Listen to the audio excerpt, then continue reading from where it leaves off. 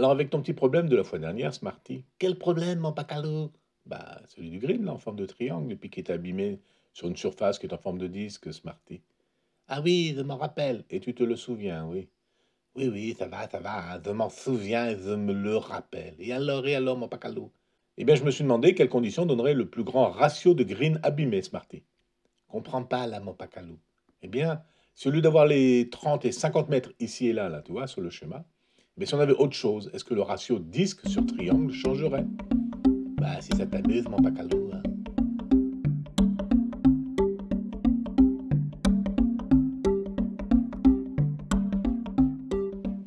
Alors, Smarty, étudions donc la question en reprenant exactement la même représentation du green que la fois dernière, mais ici, je note à la place de 30 et 50 les valeurs A et B. Bah, tu connais pas A et B, mon pacalo? Bah, c'est l'idée, justement, Smarty. Quelle valeur de A et de B faut-il choisir pour maximiser le ratio des dégâts? On ne devrait pas plutôt minimiser, mon pacalo? Bah écoute, c'est pas très intéressant comme problème Smarty en fait. Il suffit de prendre un triangle très allongé et t'obtiens un rayon zéro, quoi. Et alors intuitivement, on sent que le cercle sera maximal quand A égale B, Smarty. Ah bon, mon pacalo? Oui, oui, c'est une sorte d'intuition. Alors du coup, pour avoir la preuve, bah, on va essayer de résoudre ça mathématiquement. Alors, comme la fois dernière, notons R, le rayon du cercle, ici, là, qui est tangent aux trois côtés, qu'on retrouve là et là. Et puis ici, on a B et ici, on a A.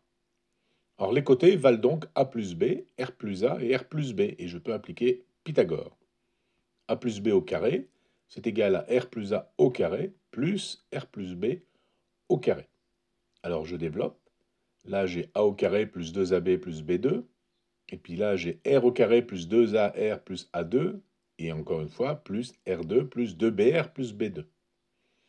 Alors, ce qui est intéressant, c'est qu'il y a A2 à gauche et il y a A au carré à droite. Je peux les simplifier. Et pareil, B au carré à gauche, B au carré à droite. Puis maintenant, je somme. Donc, à gauche, il ne me reste plus que le 2AB. Et à droite, j'ai un R carré ici, un R carré ici. Ça me donne 2 R carré. Et là, j'ai 2AR plus 2BR. Donc, je vais factoriser. Et ça me donne 2A plus B, R. Et à la fin, j'ai l'équation R au carré plus A plus B, R moins AB égale 0. Alors, à partir de là, maintenant, je vais calculer l'aire du triangle. L'aire du triangle, c'est un côté que multiplie un côté, c'est les côtés qui sont sur l'angle droit, hein, et je prends la moitié. Donc ça donne 1 demi de R plus A fois R plus B.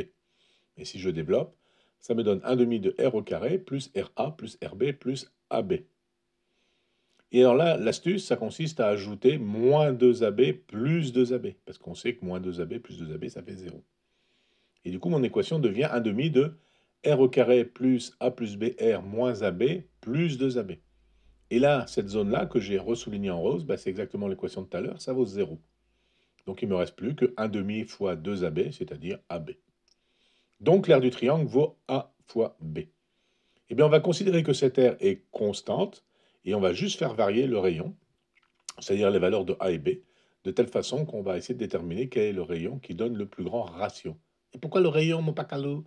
Eh bien, comme ça, on aura l'aire du cercle qui sera la plus grande quand R est maximal, puisqu'on a la formule pi r au carré. Quand R grandit, R au carré grandit aussi. Alors j'appelle C l'aire du triangle, qui est donc la constante A fois B. Ça veut dire que B peut s'exprimer en C sur A. J'injecte dans l'expression de R, qu'on a calculée tout à l'heure. Ça me donne R au carré plus A plus C sur A. R moins C égale 0. Et là maintenant, on voit qu'on a une équation dans laquelle R ne dépend plus que de A. Et donc le maximum de R sera atteint quand la dérivée de R vaut 0. Alors je vais noter la dérivée R' pour simplifier ma notation. Du coup, quand je dérive l'équation d'au-dessus, R au carré dérivé, ça donne 2R fois R'.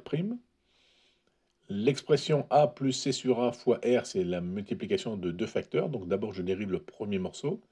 A, quand je dérive, ça donne 1. Et C sur A, quand je dérive par rapport à A, ça donne moins C sur A au carré. Donc fois R, le deuxième morceau. Et maintenant, je vais dériver le deuxième morceau en gardant le premier. Donc A plus C sur A que multiplie la dérivée de R, c'est-à-dire R'.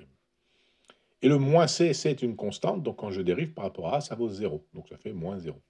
Le tout égale 0, la dérivée de 0, ça fait 0. Alors en plus, on cherche le maximum, donc R' vaut 0. Donc ces deux coefficients, ces deux facteurs-là disparaissent. Ces deux éléments disparaissent. Il me reste donc plus que 1 moins c sur a au carré fois r égale 0.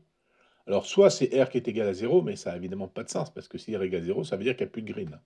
On a un triangle qui est tellement allongé qu'il n'y a plus de green du tout.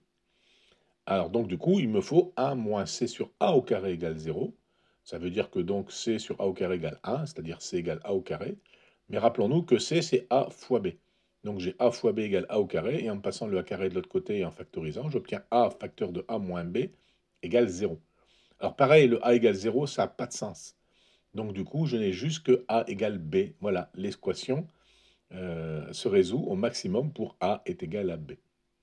Alors maintenant, quand je remplace le b par a, puisque je viens de dire que a est égal à b dans l'équation qu'on a vue tout à l'heure, l'équation 1, eh bien j'obtiens r au carré plus 2ar moins a fois b, c'est-à-dire a au carré égale 0.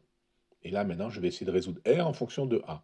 Et c'est assez facile, je calcule le discriminant. Donc j'ai 2a le tout au carré, moins 4 fois 1 fois moins a au carré. Et ça me donne donc 2a au carré, ça fait 4a au carré. Et moins, là, ça devient plus 4a au carré. Donc j'en ai en tout 4 plus 4, 8a au carré.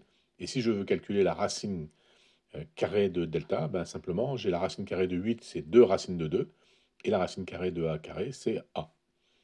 Et maintenant, je peux calculer r. R, c'est égal donc à moins 2a, plus ou moins 2 racines de 2a sur 2. Alors évidemment, on ne va pas prendre le moins parce que ça ferait moins 2a moins 2 racines de 2a. On aura un nombre négatif. Un rayon n'est pas négatif, il est forcément positif. Donc je suis obligé de prendre la solution avec le plus uniquement. Et en plus, je peux simplifier le 2 en haut et en bas. Donc à la fin, il me reste juste racine de 2 moins 1, facteur de a. Et le ratio, eh ben, on calcule la surface du cercle pi fois ce que je viens de calculer, c'est-à-dire racine de 2 moins 1 au carré fois a au carré. Et je divise par, rappelle-toi, la formule de la surface du triangle A sur B. Alors A au carré et A sur B, c'est la même chose, puisque A est égal à B. A égale B, donc A fois B égale A au carré. Et donc je simplifie le A au carré en haut et en bas. Et il me reste juste pi, racine de 2 moins 1, le tout au carré. Et ça, quand je prends ma calculette, ça me donne environ 53,9%. C'est parti. Bah, c'était pas facile, mon pacalou, tes histoires de dérivés, là. Oui, c'est vrai. Ce sont des maths niveau première, terminale scientifique. Bon, allez, c'est fini pour aujourd'hui, et je te donne rendez-vous dans la prochaine vignette pour d'autres aventures mathématico-physico-golfiques. Zéad, mon pacalou, zéad.